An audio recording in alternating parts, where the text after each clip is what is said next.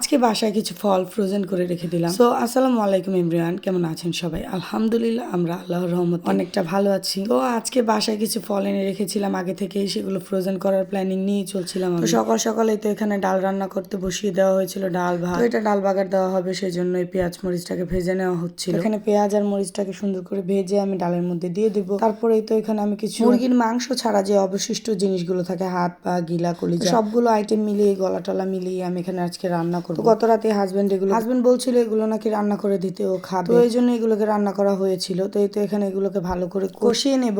আগের রাতে এগুলোকে ভালো করে পরিষ্কার করে রাখা হয়েছিল, হাজবেন্ড কিনে নিয়ে এসেছিল প্রায় 2 কেজির মতো। তো এগুলোকে রাতেই পরিষ্কার করে বেছে ধুয়ে রেখে দিয়েছিলাম ফ্রিজে। এখন পরদিন সকালে এগুলোকে আমি ভালো করে কষিয়ে নিলাম। তো এই তো এখানে ভিডিও শুরুতে বললাম যে কিছু ফল আজকে আমি ফ্রোজেন করবো। তো বাসায় অনেকগুলো ড্রাগন ফল ছিল, আমিও এনেছিলাম, আমার আব্বু পাঠিয়েছিল। তো এই জন্য অনেকগুলো ড্রাগন একসাথে জমে গিয়েছিল, বাচ্চারাও খেয়ে শেষ করতে পারছিল না। আমার বাচ্চারা খুব ড্রাগন লাভার, ওরা অনেক পছন্দ করে ড্রাগন খেতে, কিন্তু অনেকগুলো জমে যাওয়ার কারণে ওরাও খাচ্ছিল। তো আর ড্রাগন তো বেশি দিন রাখা যায় না, একটু কেমন যেন হয়ে যায়। এই জন্য আমি ড্রাগন গুলোকে সব একসাথে করে ছুলে নিয়েছিলাম। তো এগুলোকে ছোট ছোট পিস করে কেটে আমি ফ্রিজে রেখে দেওয়ার জন্য রেডি করে নিচ্ছিলাম। তো সবার হাতে হাতে এই যে দেখতে পেলেন একটা করে দিয়ে দিয়েছিলাম, আমিও খেয়েছি। সবাই খেয়ে নেওয়ার পরও অনেকগুলো ড্রাগন বেঁচে গিয়েছিল। তো আমি ভাবলাম এগুলোকে ফ্রোজেন করে রাখাটাই উত্তম হবে, কারণ অন্য সময় বাচ্চারা খেতে চায়, তো তখন এগুলোকে জুস করে দিলে, ব্লেন্ড করে তারা খুব অনায়াসে খেয়ে নেয়। স্মুদি বানিয়ে দিলে খুব পছন্দ করে ওরা খেয়ে ফেলে। ওই জন্য আমি ড্রাগন গুলোকে ফ্রেশ করে পরিষ্কার করে কেটে একটা এয়ারটাইট বক্সে রেখে দিলাম। এই বক্সগুলো অনেক ভালো, এগুলো আমি গত বছর বাণিজ্য মেলা থেকে কিনে নিয়ে এসেছিলাম। বক্সের একটা সেট কিনে নিয়েছিলাম আর কি। এই বক্সগুলো খুবই ভালো, এগুলো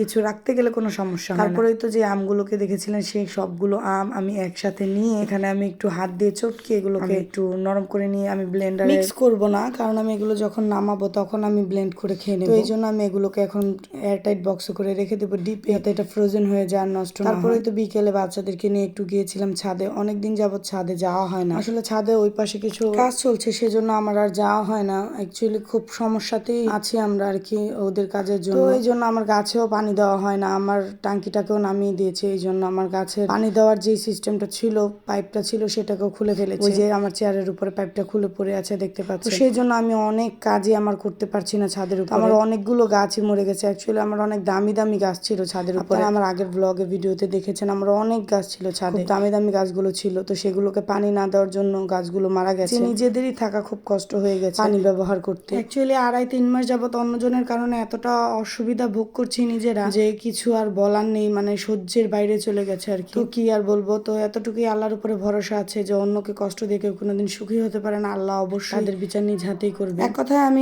সব মিলিয়ে অনেক ক্ষতির সম্মুখীন হয়েছি। তো কি আর করব, কি আর বলবো। সবচেয়ে বড় কথা হচ্ছে ছাদে যাওয়ার পর মনটা অনেক খারাপ হয়ে গিয়েছিল, অনেকগুলো গাছ আমার মারা গেছে। তো হাজবেন্ড দেখলাম গাছগুলোকে পরিষ্কার করেছে, কিছু গাছ রয়ে গেছে ছাদের উপরে মরা, আর কিছু গাছগুলোকে সে নিচে ফেলে দিয়েছে। ছাদটাকে পরিষ্কার করে ঝাড়ু দিয়ে ফেলেছে। একটা লোক নিয়েছিল, সেই লোকটাকে নিয়েও একসাথে ছাদটাকে পরিষ্কার করে ফেলেছে, কারণ অনেকগুলো গাছ মারা গিয়েছে। এখানে রেখেছি শুধু কয়েকটা গাছ, তো যেগুলো এখন একটু ভালো আছে বৃষ্টি হওয়ার কারণে। তো এই তো ফুল, ফিহা, ফাহুম, আমরা সবাই ছাদে গিয়ে গাছগুলোকে দেখছিলাম, আর রীতিমতো সবাই মিলে একটু আফসোস করছিলাম যে এত কষ্ট করে গাছগুলোকে লাগিয়েছি, আর মাশাআল্লাহ গাছগুলো কত সুন্দর হয়েছিল। আর সবচেয়ে বড় কথা হচ্ছে গাছগুলো সুন্দর ফুল দিচ্ছিল, ফল দিচ্ছিল, সেই গাছগুলো মারা গেছে। তো সবকিছু আল্লাহর উপরে ছেড়ে দিলাম, আল্লাহই ভালো জানেন। তো এই তো ফিহা আর আমি একটু দোলনাতে বসে দোল খাচ্ছিলাম। ফিহা গাছ থেকে অনেকগুলো ফুল ছিঁড়ে নিয়েছিল, ওকে প্রথমে আমি মানা করছিলাম যে ফুলগুলোকে ছিঁড়ো না, তারপর আবার ভাবলাম যে যেই সমস্যা চলছে গাছে, তো ফুলগুলো এমনিতেই হয়ে ঝরে যাচ্ছে পানির কারণে, ওই জন্য আর কিছু বললাম না। তো এই তো ফিহা আবার ফুল ছিঁড়ছিল গাছ থেকে। তো আজকের ভিডিওটা এ পর্যন্তই। সবাই ভালো থাকবেন, সুস্থ থাকবেন, আমাদের জন্য দোয়া করবেন। আল্লাহ হাফেজ।